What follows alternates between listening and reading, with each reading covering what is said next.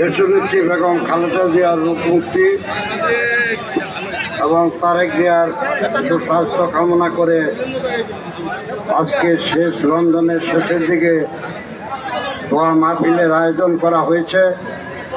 উক্ত দোয়া মাহফিলের সভাপতি আমাদের অত্যন্ত বিশ্বস্ত পরিচিত ব্যক্তি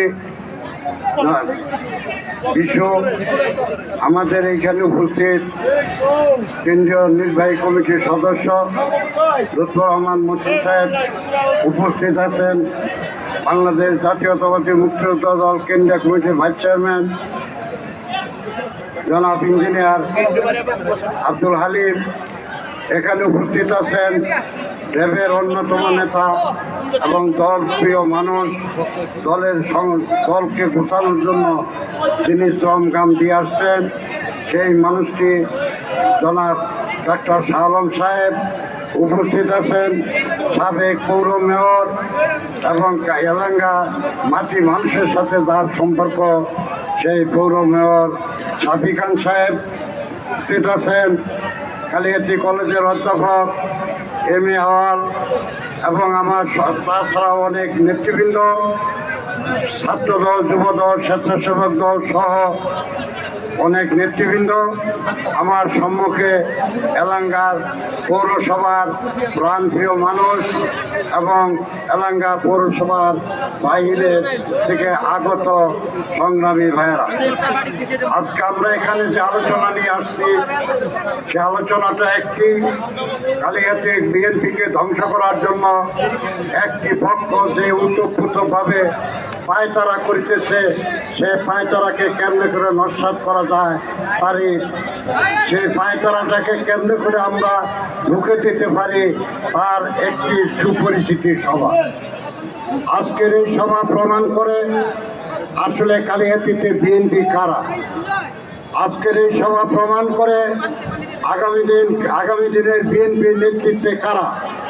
আজকের এই সভা প্রমাণ করে কালিয়াতি উপজেলা বিএনপি সত্যিকার অর্থে সুসংগঠিত করার প্রশ্নে এই ব্যানারে যারা আছেন তাদের দ্বারাই একমাত্র সম্ভব। বেনজির আহমেদ টিটু সাহেব তার দ্বারা সম্ভব হতে পারে না। বেনজির আহমেদ টিটু সাহেব বিএনপিকে ধ্বংস করার জন্য, বিএনপির সকল রাজনৈতিক কর্মকাণ্ডকে নিঃশেষ করার জন্য একটি হীন ষড়যন্ত্র নিয়ে তিনি হাতি হাতি পা পা করে কয়েকজন কুচিত্রী মহলকে নিয়ে তারা এগিয়ে আসছে। আমি সনির্ভাবে অনুরোধ রাখব, এই সংগঠনে যারা নাকি জেল খেটেছে, যারা অত্যাচারিত হয়েছে, যারা নির্যাতিত হয়েছে, যারা মাসের পর মাস জেলখানার প্রকোষ্ঠে দিনাতিবাদ করেছে, আজকে জনাব টিটু সাহেব তাদেরকে বাদ রেখে, তাদেরকে বেঁধে রেখে যে সংগঠনটি করতেছেন সেই সংগঠনটি কার স্বার্থে সংগঠন। এখানে অধ্যাপক আব্দুল আওয়াল সাহেব একটি কথা বলছেন, কালিহাতি বর্তমান বিএনপি আসলে আওয়ামী লীগের একটি অরণ্য, এখানে শান্তিভাবে তারা বিচরণ করতে পারতেছে। এই কালিহাতির মাটিতে বেগম খালেদা জিয়ার উপরে তার গাড়ির বহরে হামলা হয়েছিল। এই কালিহাতিতে আমাদের বিরুদ্ধে একের পর এক মিথ্যা মামলা দিয়ে জেলখানায় ঢুকানোর জন্য ষড়যন্ত্রে লিপ্ত হয়েছিল।